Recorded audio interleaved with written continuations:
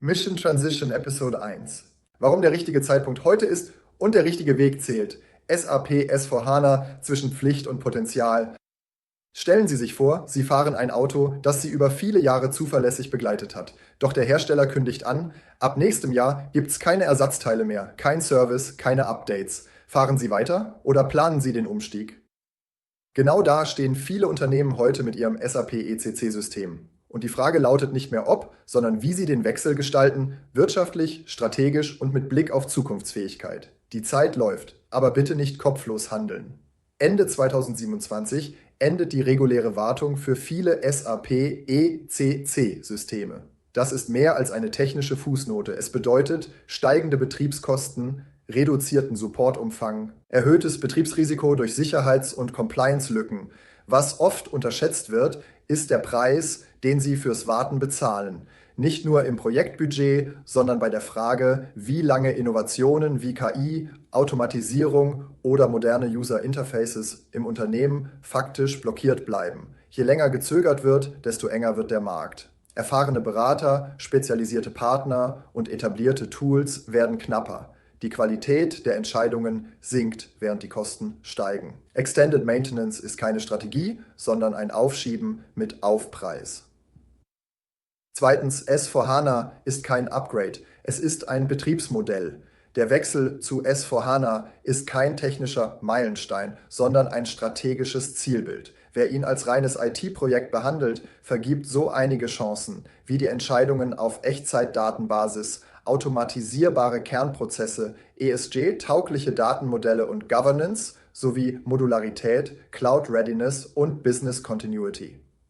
Die Cloud-Frage stellt sich hier nicht isoliert. Es geht um Architekturen, die zu Geschäftsmodellen passen.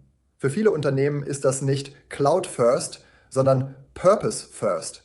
Die Herausforderung liegt nicht im Technischen, sondern im Zuschnitt auf die Organisation, Business Capabilities, Governance, Datenverfügbarkeit und Skills. Frage 3: Rechnet sich das zwischen Investition, Risiko und Steuerbarkeit?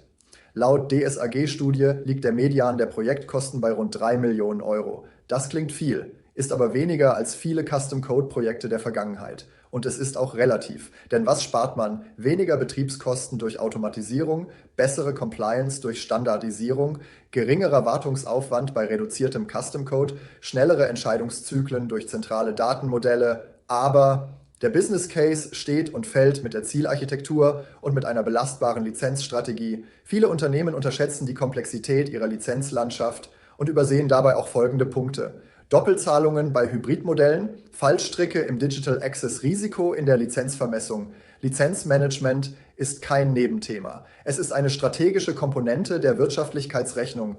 Unsere Empfehlung ist darum: Vor dem Projektbeginn prüfen, wie bestehende Verträge, Named-User-Strukturen und indirekte Nutzung sich im Zielmodell abbilden lassen. Wer hier zu spät denkt, zahlt doppelt. Viertens. Was bleibt?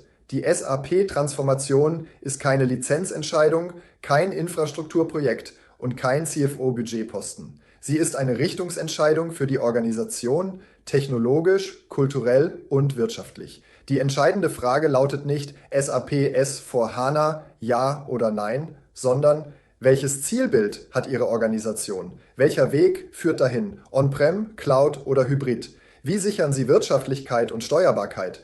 Wenn Sie hier keine belastbaren Antworten haben, ist jetzt der richtige Zeitpunkt, sie zu entwickeln. In der nächsten Episode erwartet Sie die Frage: Cloud, On-Prem oder Hybrid? Wie kommen Sie zu einer Entscheidung? Viel Spaß mit unserer Serie SAP Wissen in 5 Minuten.